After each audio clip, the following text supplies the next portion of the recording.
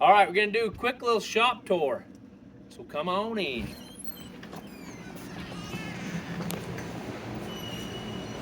Okay, well this is it. I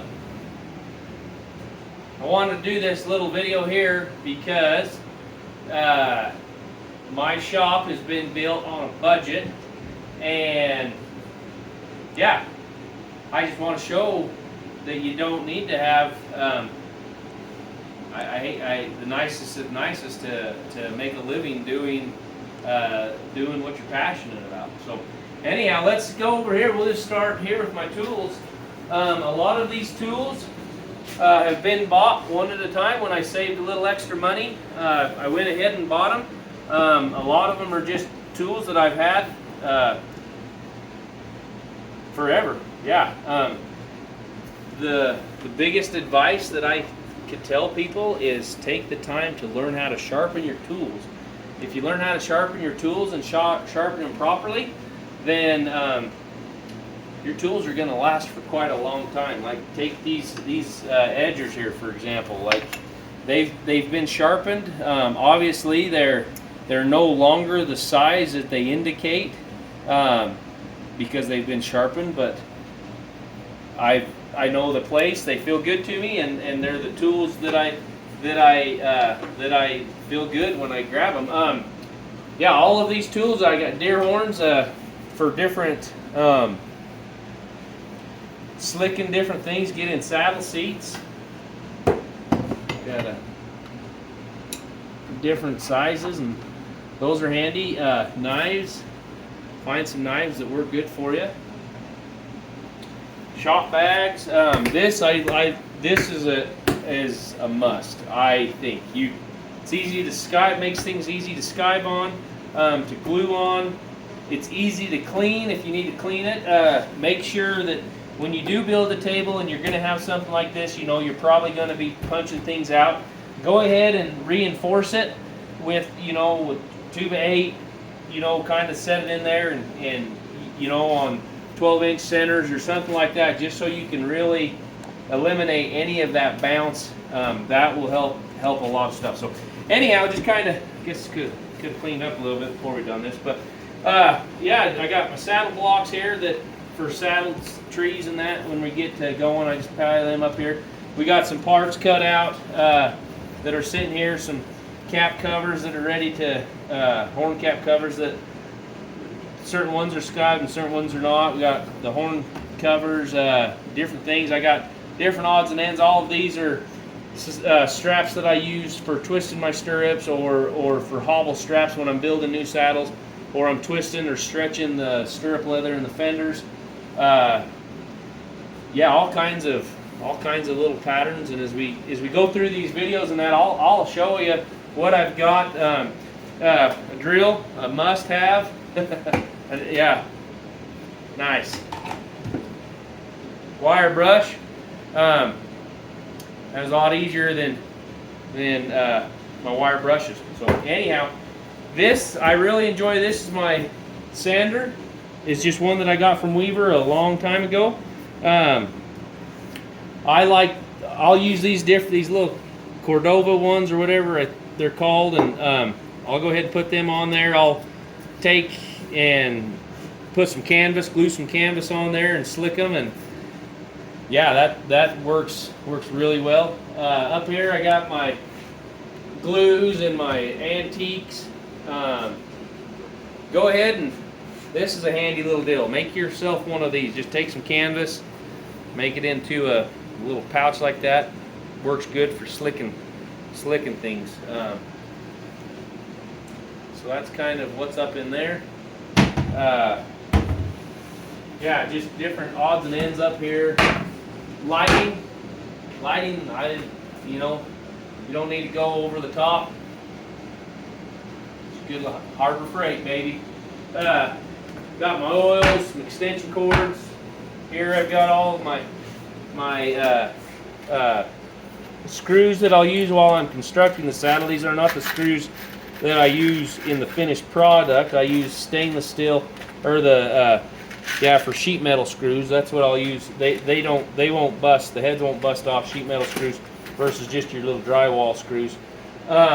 Different, yeah, rivets, different sizes, different styles of buckles, different sizes of buckles, different replacement parts. Scythe blades, that drawer gets opened a ton. Right here, I would encourage you to write down your measurements as you're going through and you're building saddles, and you're like, oh, that fit really good. Write it down, because I guarantee you will not remember it next time. Write it down and put it somewhere, and so you can just look back and get it the same.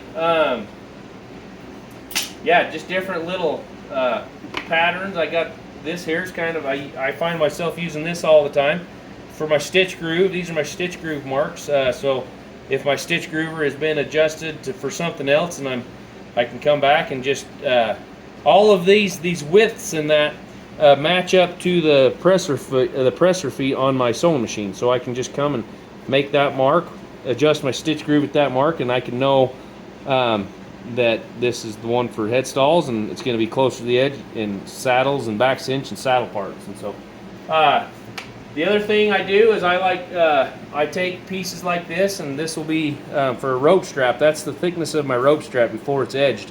So when I go ahead and I put it in my splitter, I can just put that in my splitter, adjust my splitter to that same thickness, and go ahead and off you go. 2.5-inch stirrup leathers, 3-inch stirrup leathers, sipping glass slots. Yeah, different things. So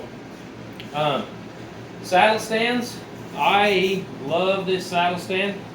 It works. I love that you can just turn it around and move it up and down. And this is another one, another saddle stand from Weaver. This is Vanessa's saddle stand.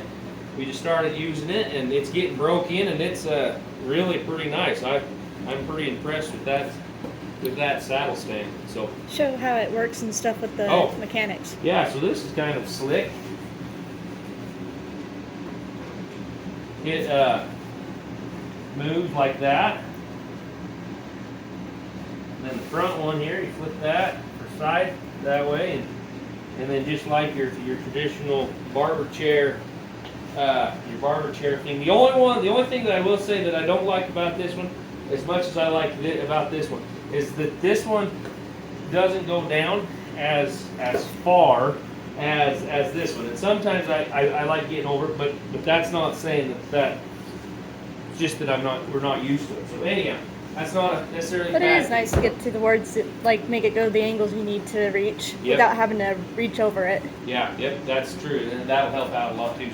So that's that. Over here is, we got Howdy. We got a few kids out there that's being knuckleheads.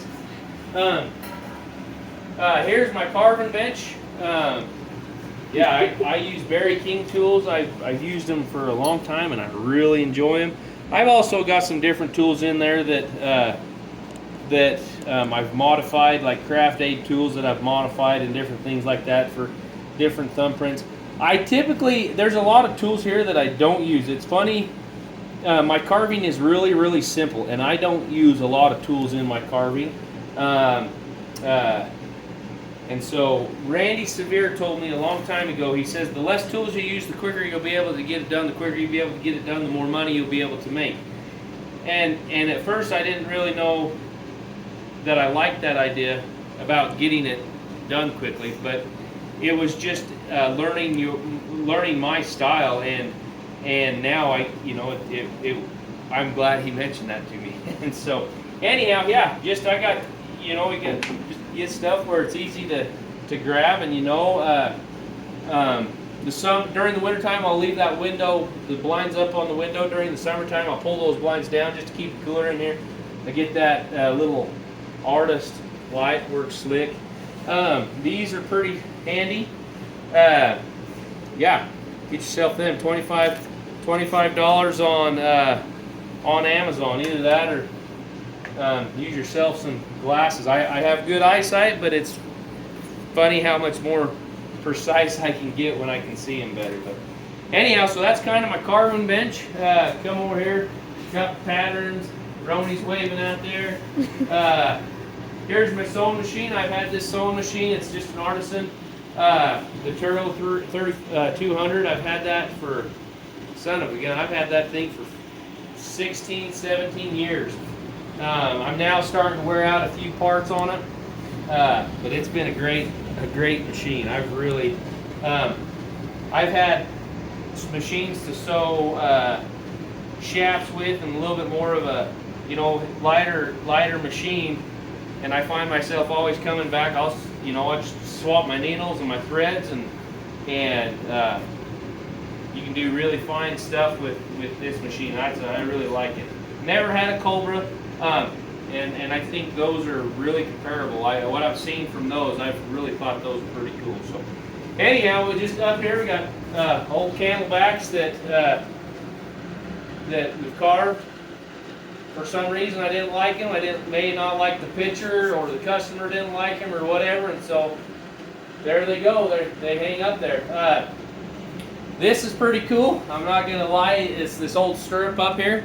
There's an old boy, Howard Council. He's passed away now, but he was the godfather of calf roping saddles and old rodeo, style saddles. And I've always just thought that guy walked on water. And I had a chance to the very first Howard Council that I had the chance to rebuild, and that the stirrups in there, they just put some new stirrups on it, and that was the stirrup off of that saddle, and then that was the seat that I'd taken out of it, the quilted seat. And I've always thought that was cool.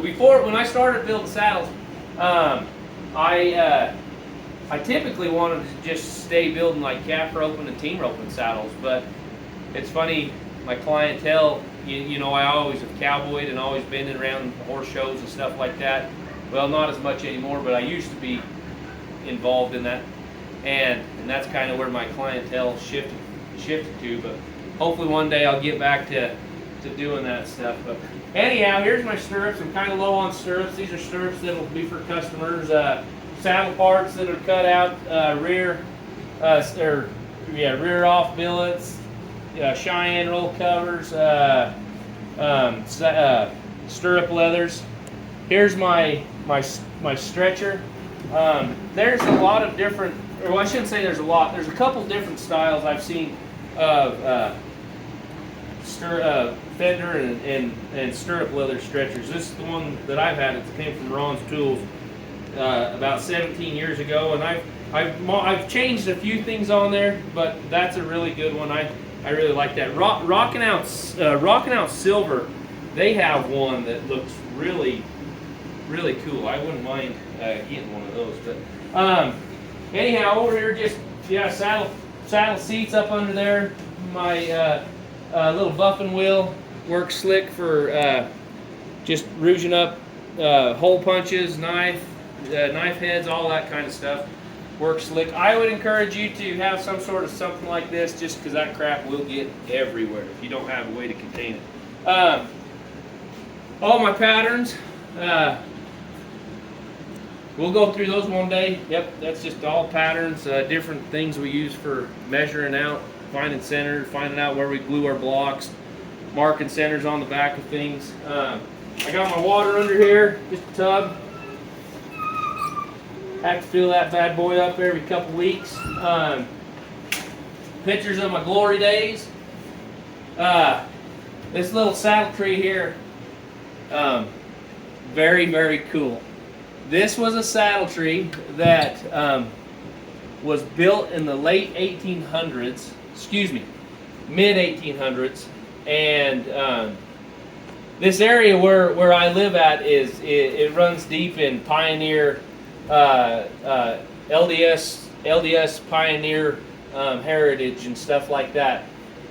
And I got this, I actually went to pick a girl up on a date, and her dad was out in the barn, and I was chit-chatting with him, and he had this little saddle sitting up there in the rafters. And I asked him what he was doing with it, and he says, nothing, it's been there, it was his, and I still don't know why he gave it to me, but I'm very thankful that he did. His grandfather rode this. This was a saddle that his grandfather rode when they came from back east to and settled in Utah. Really, really kind of cool. It's a cherished.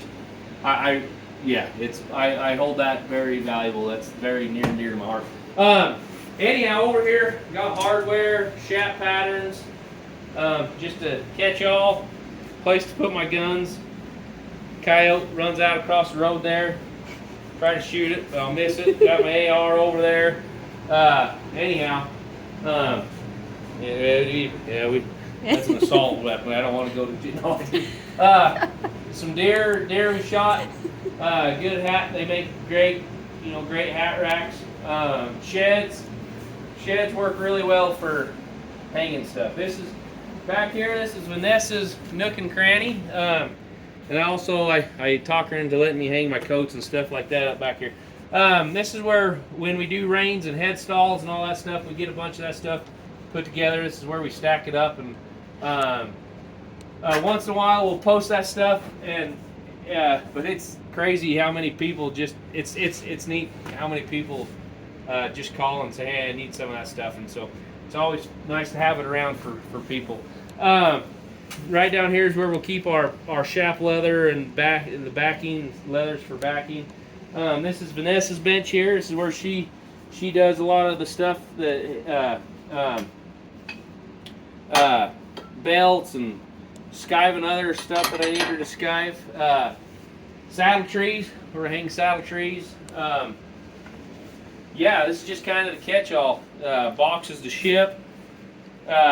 Saddles that are done that I need to get shipped out. Saddles that we're repairing, working on. Here's one that a friend of mine from Oklahoma, we had to put. This thing was, that thing had earned its weight in gold, and so we had recovered a lot of stuff. And anyhow, so some more old cool saddles up here. I think old saddles are awesome. I got this from a friend of mine. This had originated somewhere out Bruno, Hawaii area, and it was it had his father-in-law had given it to him, and it was his great grandfather. I can't remember the story, but really cool. One day I'll have a place in my house when the kids move out. I'll have a place. I'm gonna have this kind of stuff. Got an old McClellan Army saddle under there that came from South Dakota back in I think the turn of the 19th century. My grandpa had come across that. Really, really neat. I would like to redo that. I've got a side saddle up there that I got from a friend that my daughter said when she gets her wedding pictures, she wants me to have that redone for her so she can take her wedding pictures and that. She's a ways off, where she's jumping the gun a little bit, but I told her that'd probably give me plenty of time to get it done, because I'll wait till the last minute to get it done anyhow. So, anyhow, and just most like these episodes are all brought to you by, I'd like to hope one day that they're brought to you by Mountain Dew, because we consume enough of it around here.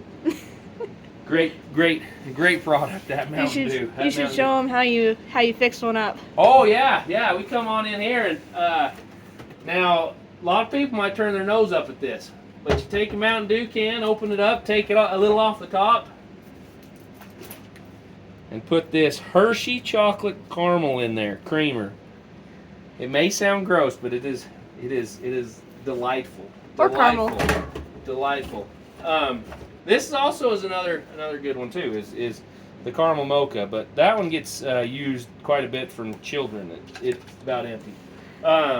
Just make sure that you drink enough off of it and be ready to drink more once it's dumped in, because it'll overflow. It will overflow. It will overflow. Yeah. So anyhow, that's the shop. Yeah, just got miscellaneous parts, bullets, shells. We need to empty our garbage out. We got paper back here. Stack this paper up whenever you get for patterns and stuff like that. Works great. Horse tails from horses that have passed away that we got big plans, but they just don't ever seem to materialize. An old cinch off a I don't know what that was, a cavalry saddle or something, but that's pretty cool. Old bits. Anyhow, so that's the shop tour. Another prize is the bee nest, the hornet's nest up there. That's kind of cool, the old hornet's nest. And that stairhead, I had that stairhead. That thing is probably, I don't know. That was one of my first big projects that I did when I started doing leather work many moons ago. A rope that I broke at a circuit rodeo. I broke a couple of them, but that's the only one I kept. I wish I would have kept the other ones. And so, anyhow, some just fun little trinkets that we've done. That was back in my hitching days. I had a buddy of mine tie some knots on there, and then back when I thought I wanted to make some rope, twisted that little Macari up, and anyhow, now it's just a wall ornament. So there you have it, guys. That is what we do. So adios.